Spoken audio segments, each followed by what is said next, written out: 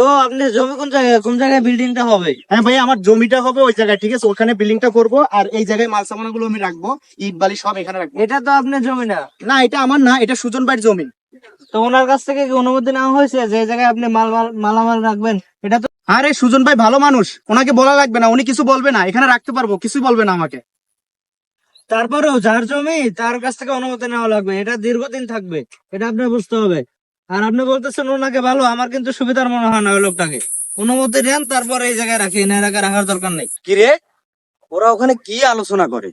আচ্ছা যাই তো দেখি। কি হয়েছে এখানে, তোমরা কি নিয়ে আলোচনা করতেছো? ভাই আমি বিল্ডিং এর কাজ করবো, তো তো এই যে আপনার এই জায়গাটা আছে না, এই জায়গাটা তো খালি আছে, এখানে আমার কিছু মাল সামানা রাখতাম, ইট বালি সিমেন্ট এগুলো এখানে রাখতাম চাইছিলাম, তো আপনি কি বলেন? আরে না না, আমার জায়গায় কোনো কিছু রাখা যাবে না। জায়গা কিনে তারপরে মাল রাখিয়া বিল্ডিং কর। টাকা দিয়ে জায়গা কিনতে হয়েছে, জায়গা কিনতে টাকা লাগে, আগে টাকা দিয়ে জায়গা কেন।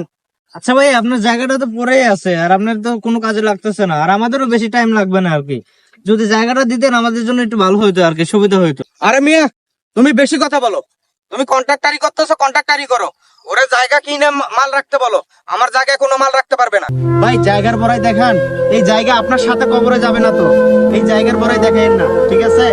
আর একদিন আপনি আমার কাছে ঠেকায় পড়ে আসতে হবে ভাই, দেখবেন ওই দিন আপনি আমার কাছে আসবেন। যা যা, তোর মতো লোকের কাছে আমি যাব?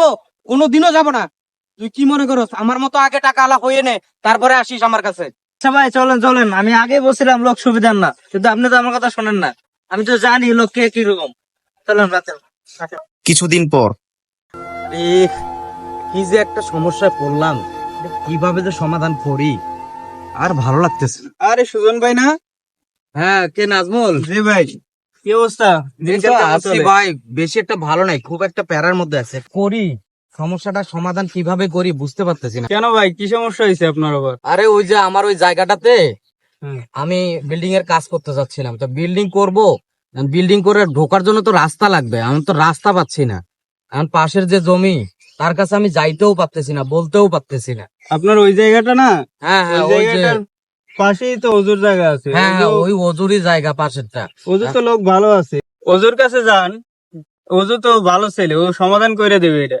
আর ওর পাশে জায়গা আপনার বিল্ডিং করবেন, এটা তো ওর আরো ভালো। এর সমস্যা কি?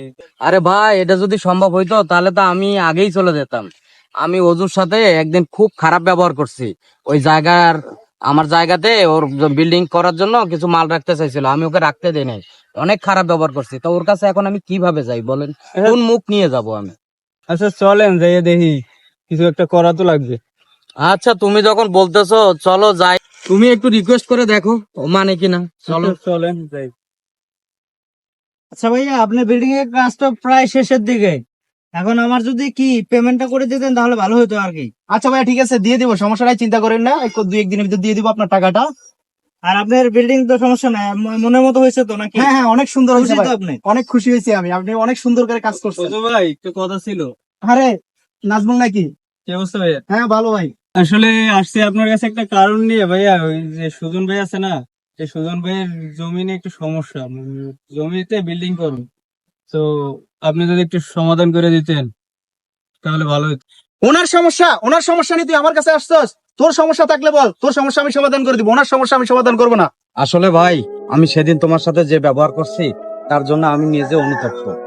আমি পারতেছিলাম না আমার সমস্যাটা নিয়ে তোমার কাছে আসতে, নাজমুল বলাই আমি আসলাম। ভাই তুমি ছাড়া আমার এই সমস্যা কেউ সমাধান করতে পারবে না। একটু দাও ভাই, আমার একটু রাস্তার জায়গা ছাড়ো, আমি বিল্ডিংটা করি। কেন ভাই, আপনার তো অনেক টাকা, জায়গা জমি অনেক, টাকা দিয়ে সব করতে পারেন, তো একটা জায়গার পথ কিনে নেন টাকা দিয়ে। বাইরে সেদিন নয় আমি ভুল করে তোমার সাথে খারাপ ব্যবহার করেই ফেলছি, তাই বলে তোমার রাগ কি কমবে না?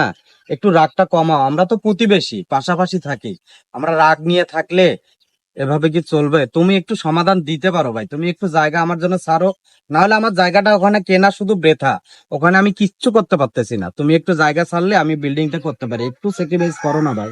আচ্ছা ভাই, আপনি যেহেতু আমাকে এত মিনতি করতেছেন, আমি আপনাকে জায়গা দিব, কিন্তু ভাই আপনাকে একটা কথা বলি, শুনেন, এই যে এত টাকা এত পয়সা এগুলো কোনো কিছুই আপনার সাথে যাবে না, ঠিক আছে? একটা কথা বলি, আমাদের কখনো অহংকার করা উচিত না, আর একে অপরের পাশে থাকা দরকার, তাই সবার পাশে থাকেন ভাই। কাউকে কখনো অবহেলা করিয়েন না, কারণ আপনারও সময় আসছে। এই যে দেখেন, আপনার সময়টা চলে আসছে, এখন আপনি আমার কাছে আসছেন।